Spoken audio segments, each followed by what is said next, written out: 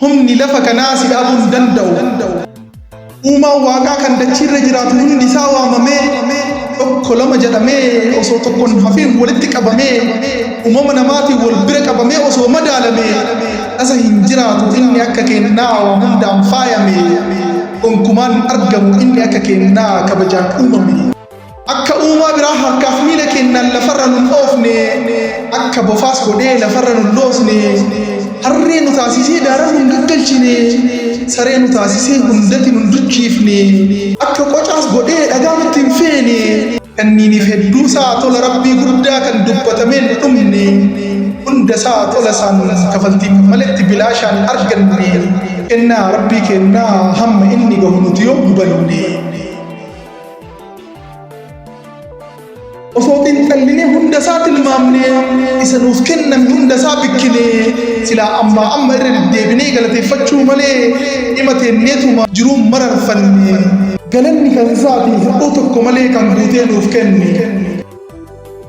Hunda uumaa isaarra bareechee nu uumee kennaa hunda caalu sammuus nuuf arjoome kabaja nuuf kennee hunda nu barsiisee hir'uu tokko malee nama nu taasisee beekumsas nuuf kennee hunda nu caalchise.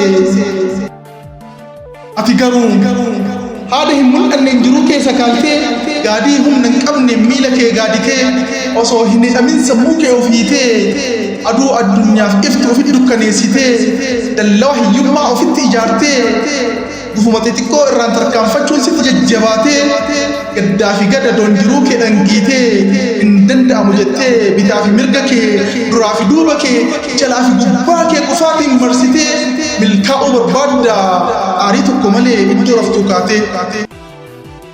Hin dogongorin garuu hunduun danda'ama yeroodhaa fi malee hunduun jijjiirama dukkanti ni ifa hidhaan ni hiikama gufuun ni buqqa'a dallaan ni diigama gaddaa fi gadadoon gammachuutti jijjiirama. Kabaja uumaan keesiif kennu ofirraa mulqitee maaf lafatti gatta maaliif uumama kee jalqabaa dagatta maaliif harree taatee daara gangalatta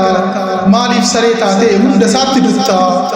maaliif horii taatee nyaataatuma ooltee alalfataa bulta nama ta'e yaadi yoosan jijjiiramta. Hunduusiif milkaa'ee galma akka gahu halkan keesiif ifee guyyaa akka ta'u fedhiif kaayyoo kan kee hunda adda baasi isa addaan baafte qalamaan barreessi gochoota barbaadamu hunda isaa tarreessi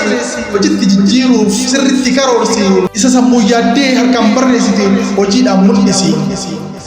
Bu'uurri jijjiiramaa falli rakkoo danuu sammuu nuti baannee oliif gadi deemnu garuu warqii caalu achii akka bahu hedduun kennan beeknu osoo beeknee fayyadamneerra ta'e qabeenya uumamaa kana hunda osoo qabnu bara dhufaa darbaa beelaan hin rakkannu.